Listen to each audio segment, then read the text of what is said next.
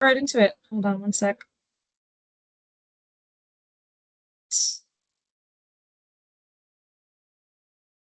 Let me know if you guys can see that okay. Good. Yep. Cool. Great. So this is, our midpoint call for PurpleStride Cleveland.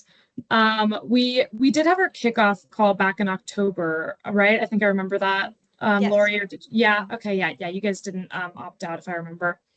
Um, so yeah, back then it was big picture, and we're just gonna get into some more specifics on this call. The agenda is a little bit of a roadmap for the conversation, but it's a very collaborative call. We definitely want you to chime in if you have like questions or suggestions. We do a lot of screen sharing on this call, so like the maps and stuff, we can go over them in real time and make changes if we need to. Um, in terms of intros, I I only see familiar faces here, so we don't need to do a round of intros. We can kind of get right into it. Laura, I know you've been doing Cleveland PurpleStride for is it a couple years now? More than Yeah. that? Less than that? Yeah. A couple. Like I last year was my first full year, and I like tag teamed it with Eric the year before that. Gotcha. So you've been around. So Yeah. this isn't going to be new to you. The Hmm. shared resource site, obviously. We always just want to plug it again. PanCan does a really great job with keeping the trainings updated and like adding new ones, providing some refreshers.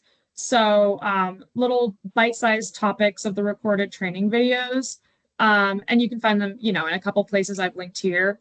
We'll share this deck in a follow-up email after the call, so you can kind of just click on them right here instead of having to go through the folder chain. But I did want to call out just the event route resources. And, I bring that up because, again, this year, as we've done in the past years, we're leaning on the affiliate and you guys to identify like a volunteer route lead. I think Tom was his name, the route lead for last year. Do you know if you guys are going to have him again or if that hasn't been talked about yet? It's a little early. It's a little early, but it will 90% of it's likely him. He's going to volunteer, so I'm assuming I'll just slot him into that. Yeah. Easy. Yeah, then, these resources are probably what he already knows, but if there is a new person or, if you want to be in the know, these are just some good resources to have. But yeah, other than that, just, recommendation to poke around if there's anything that's been updated in the new year with these folders. We also wanted to check in about the deliverables timeline. Again, we went over this last call. It's the same, but we're just further along in the process. So the first round of documents has been uploaded to the shared resource site. And on today's call, we'll just go over those documents in a little bit more detail. The route map is still on Google My Maps at the bottom of the site, and the site map and the vendor tracker are in that document library the past Friday. If you haven't looked at them yet, no problem. That's why we're going over them. So right now we're in this first, reviewing the documents on market call 2 phase, and we're going to be doing this for the next 2-3 weeks with the rest of the affiliates. And then you'll have till the end of this month to get us any of that initial feedback based on this call and kind of your first deep dive into the resources after the call if you need to. Any feedback we get from you by the end of the month, those will be incorporated into the second round of documents on the 9th of February. After these, you'll have some time to look them over and, again, get us any more feedback or changes via email mostly, because that final deadline for all edits that we're reaching for is going to be the 16th of March. It's kind of like, like the big bad deadline that we have, but it does give us quite a bit of time from now until then to tweak things. The only changes we're hoping to make after that date will be to finalize and add the all-star teams and sponsor information, because those deadlines come a little bit after March 16th, but there's nothing that you guys have to do on your end for that. We get that big list of every sponsor from PanCan. So then those changes will be in that last round of documents on March 23rd. And then we'll start our pre-event calls to go over these and make sure everything looks good. Then we mark it kind of as like a capital F final for the event book on the 17th, which is about 1 week before the event. Again, pretty similar. Do you have any questions about this? We kind of went through this quickly. No. Yeah. All clear. Gotcha. One other thing I guess to mention that isn't on here, that is on your volunteer calendar, and I'm sure Christina will mention it too, but just by I think it's March 2nd, getting the food and beverage donations in by around then. If you don't, I know you get them in kind, like the water and stuff. If you don't, you can talk to Christina about getting them from the event experience budget a bit later. Okay. And another thing that we already went over in October, but we just wanted to check back in on the infrastructure changes, and just give you a reminder that you might see some of these changes on the sitemap.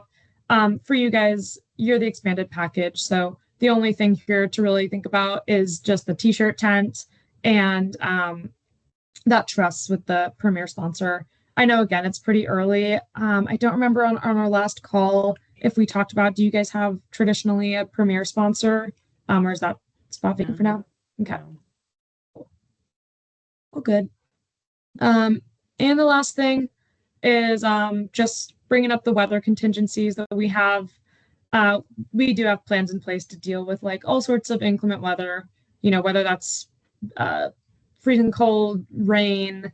I don't know, if you guys get the really strong heat, but whatever it is, we look at it about 10 days to a week before the event to see kind of what the forecasts are telling us. And if it does look like anything's going to be hitting you guys, that's when we can initiate ordering like some of these extra pieces. So things like, I mean, you guys are indoors. You're a bit different, but still, if there is anything that we're going to need for that, we'll be dealing with that, a week before the event. And we'll be kind of communicating with you if that does end up happening.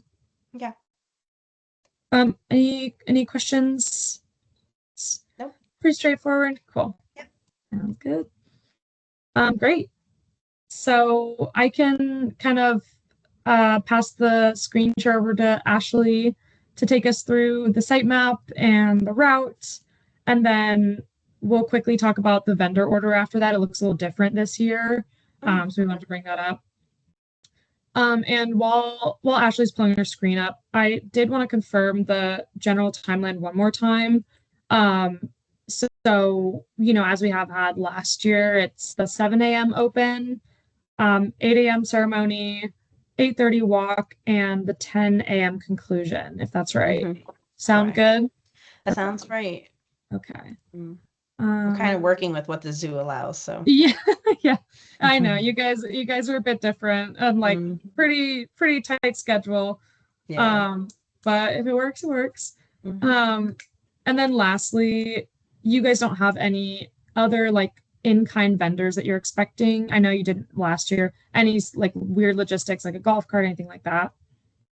No, the zoo allows us to use their golf cart, so yeah. Awesome. Take it away, Ashley. All right. You see my screen. Do I need to zoom in? I could put it on my other screen. I mean, I can see the zoo. You're fine. I think you're fine. All right. There shouldn't be much changes too from other than it's back in the Palava hut. But so looking at the outside here, I have 3 maps. One of them is a parking map. So the first one, here's the ticketing area. Now we did the tables last year, I think. Did that work well? Do we want to keep it?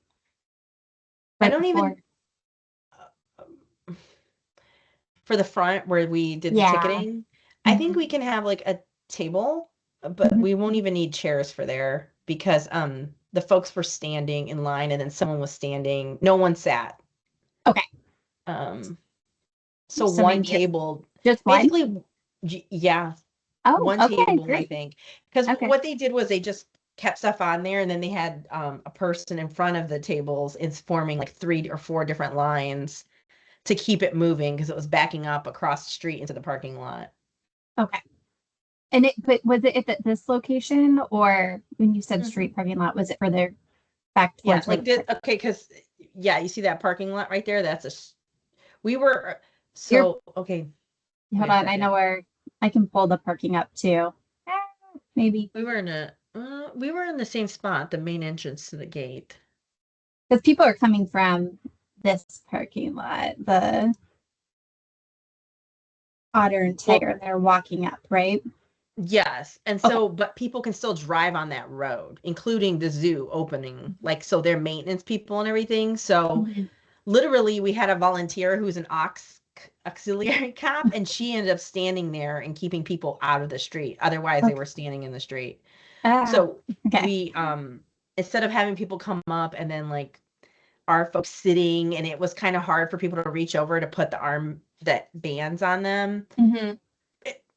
It started from the volunteers. They were trying to give the wristband to the person to tell the person like step aside and put on their own wristbands. And they kept extending their wrists, expecting the volunteer to put it on for them, which makes it easier.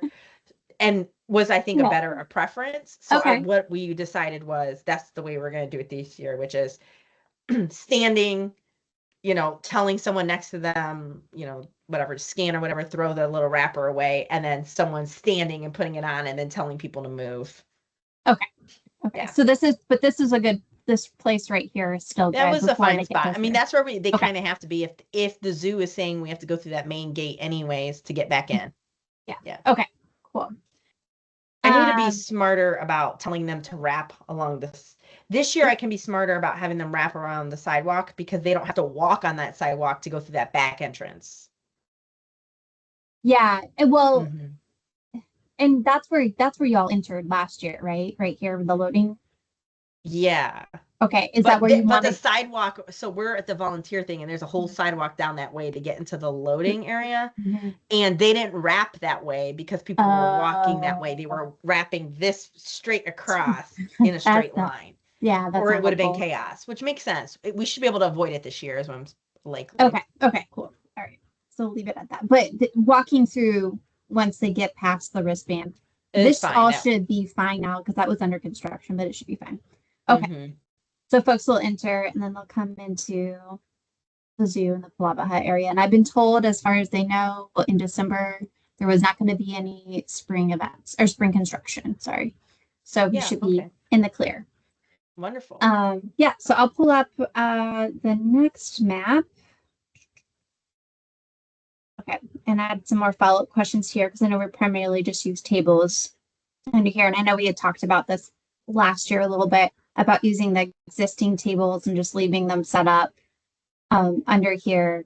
And then so that's what I have in brown. And then the purple ones are tables that we would rent from the tent company for these. Does this still look okay? Yeah, for the teams. Yeah, should have a table like that. And then we'll have those because those are all the picnic tables. So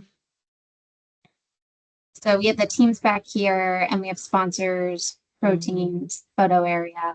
I try to keep it towards one side, like you had mentioned, but definitely can spread it back out across the whole. No, I like that. No, I like this layout. This works. Okay. And then there's just a seating area. Okay, that's perfect. Yeah. Okay, great. Easy. Awesome. Let me know or let Hannah know if you have any edits or if you think of anything else that needs to be on here. But I'll jump into the route. Perfect. Which should look exactly the same. So I just have us doing the one loop around the zoo.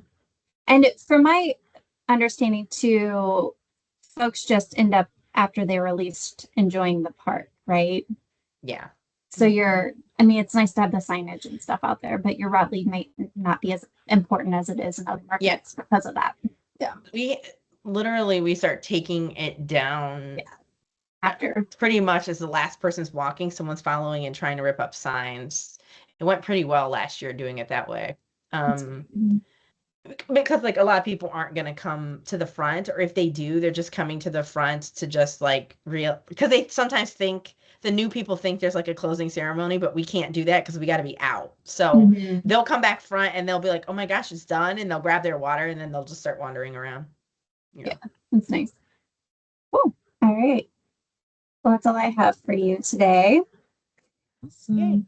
Yeah. Super easy. Yeah, I can share one last thing just to go over the well, what we would call the IRF, what's now the vendor tracker. Okay. Kind of easier to understand. So let's pull that up. This one might be pretty small. I don't know if you can see this one. Let me know if you want me to zoom in or anything. This one's also on the shared resource site if you are like, oh, I can't, see this or something like that. Cool. Let's see. Sorry. So yeah, this is the same information that was in the shared resource site last year, but we did kind of do like a total overhaul of the document and how it looks and kind of like how you're going to be looking at it.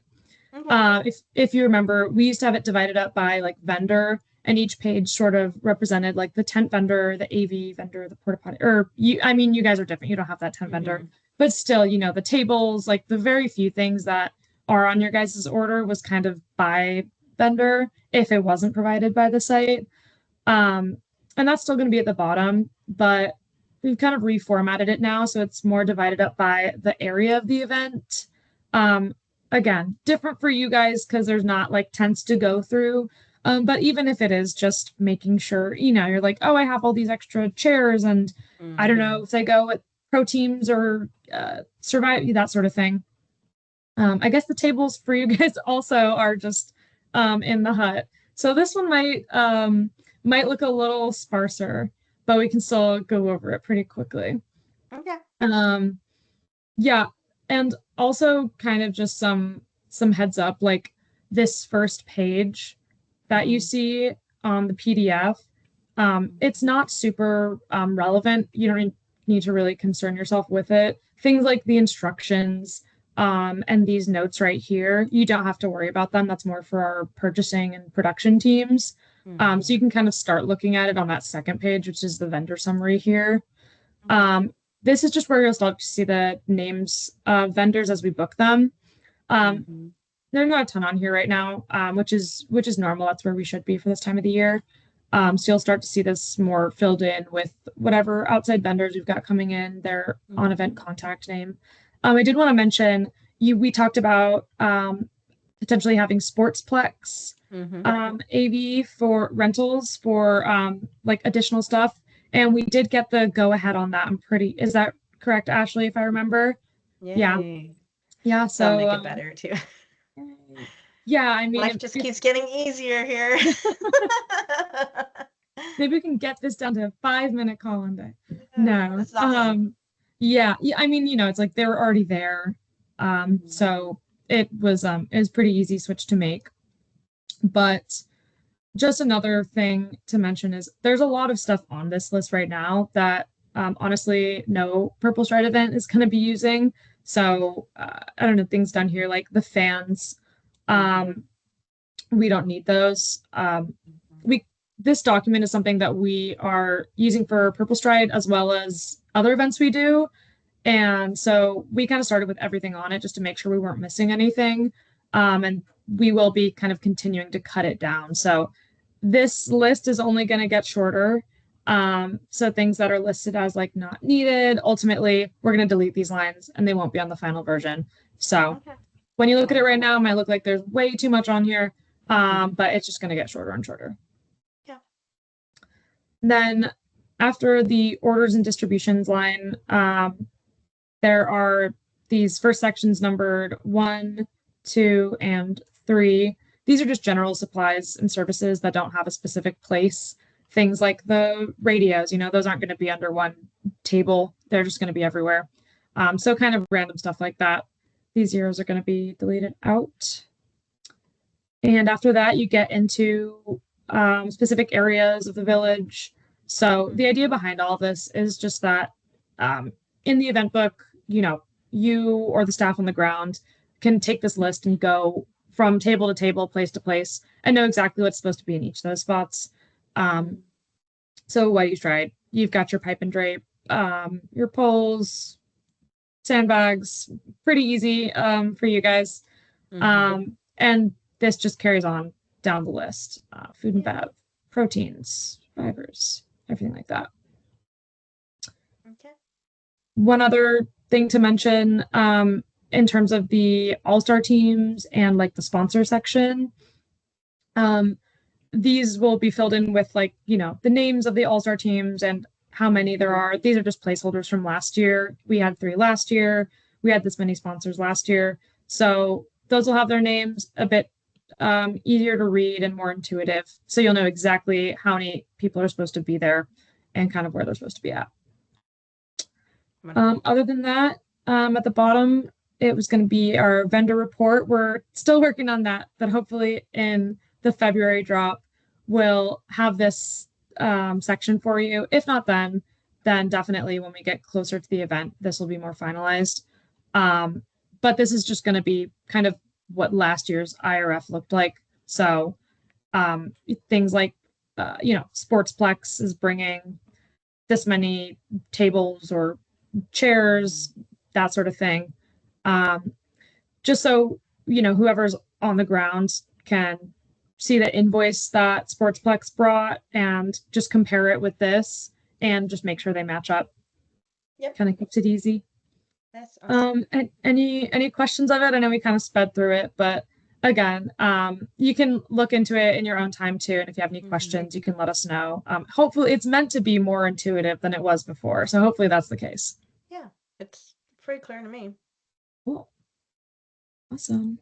That's what we want to hear. Great. So yeah, I mean, other than that, Cleveland, you guys are pretty easy.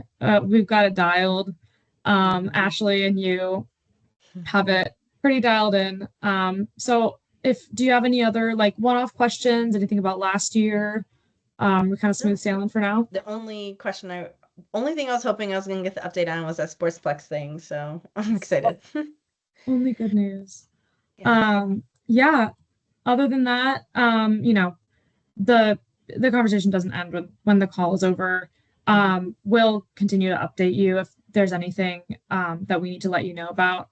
And of course, you can always ask us questions. You can, sorry, you can go ahead. I was going to ask it. Go ahead. I was going to basically ask this probably for Ashley, but has the zoo confirmed if there's anything the night before yet for setup? No, I'll reach out though to see, because I know in the past they've had like a prom or something. Yeah, so. they had a prom last year, which is fine. And then last year actually, and it's probably because we were in that wooded area, they let us come in and start setting up early. Ooh, okay. That's good. I'll ask. They let us come in at like noon. I love that. I know there's a new director. Sam is amazing. He really is. I'm really happy with the turnover there. So I'll see if we can come in earlier, because that'll make everyone's lives easier. But even if it's like 2, I think that would be solid. Yeah. Okay. Yeah. On Friday. Yeah. That Friday. Yeah. Yeah. Okay, cool. I'll ask then. Thanks. Cool. If they have like events before that, does that affect you guys in terms of setting up in the morning, Ashley, or it's pretty kind like the prom? Like, did that affect you guys last year, or was it? It's just they had extra people coming through. Like they would be putting us on hold because they were driving buses of students up, and so we couldn't build a truss if they were driving underneath it. So great point. Yeah, that's the only thing. And there may be a prom and it may be fine, and it could have been an issue just because we didn't have the hut and we were in a different spot, but we're in the same location, which means the students will be driving past us. Yeah, just want to make sure. Yeah. Yeah, we can see if you're gonna get your prom goers this year again, or who's gonna be there this time. Yeah. That's great. Yeah. Cool. And again, yeah, anything else, just let us know. I mean, not that the map needs a ton of changing, but if there is anything that you want to move around, I don't know, maybe switch a table or something, you still have until the end of this month to get us anything to put on that next round. And then we have even further until March till we kind of get those final documents. So we got time. Yeah. But until then, unless we need, like a one-off call on the calendar, which is totally doable, the next time we talk is going to be in March, which feels so soon. Yay. But Wonderful. super exciting. Yeah. Great. So thank you so much Thank you. for the call and for everything you do. And yeah, we'll definitely let you know anything comes up. Ashley's got it covered, so I'm sure it won't, but Awesome. Well, thanks, ladies. Yeah. It's always thank fun to you work so with you. much. Have a good Have a weekend. great Take care. weekend. Have a good one. Bye, You everyone. guys.